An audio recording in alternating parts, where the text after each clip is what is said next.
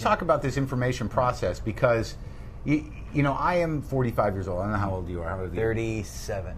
And I'm not. It's not that I'm not technically savvy. I'm relatively savvy, and I'm not an old guy. But I find after a while, I got on Twitter, I got on Facebook. I've become compulsive with both of them, and with the amount of information coming at me all the time, that I don't know where people actually find time to sort of with a little bit of humility, reflect on their life and who they are and what needs to happen. And I tend to think that this stuff, as easily as we are to adapt to it and put this information out there, is doing nothing other than destroying our brains. One thing that is interesting, though, when you say, when do people have the time to reflect? Now, I don't know if I necessarily agree with this, but I know what the counter-argument would be.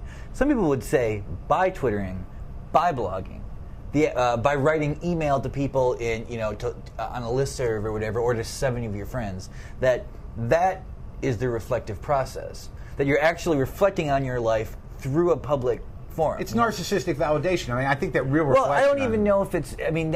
There certainly can be. But what I'm mostly saying is that there are some people who would argue that people are thinking about their lives more because of these sort of media extensions. The difference is that, I would think that you would say, anyone could argue this, that they're only thinking about themselves. That it's really not, they're not really thinking about the world as much as they're thinking about their specific place. But they're also servicing the mechanism that we talked about is steamrolling our ability to emote for ourselves. That, in the same way that media sort of puts this thing in our face all the time and forces us into a relationship with an event that, we know we don't have a choice almost, that by feeding the mechanism that does that, you're constructing things that may not have any relevance at all. Yeah, I'm always torn over this because it does seem in a way that almost all technology, starting with the gramophone, sort of has slowly eroded the experience of being alive. And yet at the same time, when I see the world and I see people living in it,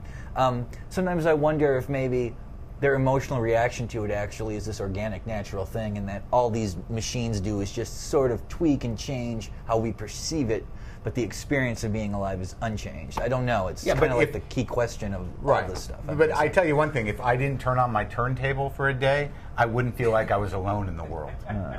If I don't tweet or twit, and if I don't get on Facebook once or twice, or I wonder whether or not I exist in the larger scheme of things, because there's this idea that you got to keep up, man.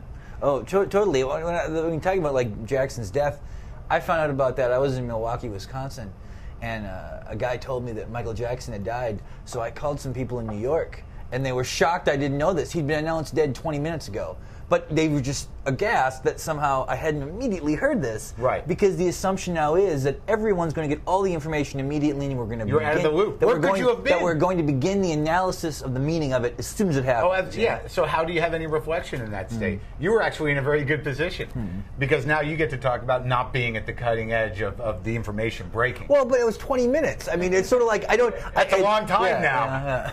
Where were you? I remember because this has happened one other time in my life. In 1994, I had just moved from college in Grand Forks, North Dakota, to Fargo, North Dakota, and I just moved into my apartment, and I didn't have cable or anything yet.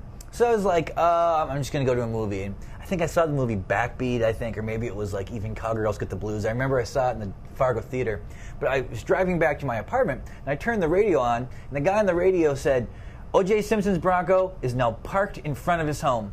And at the time, I remember thinking, boy, the media's out of control. How is this a story?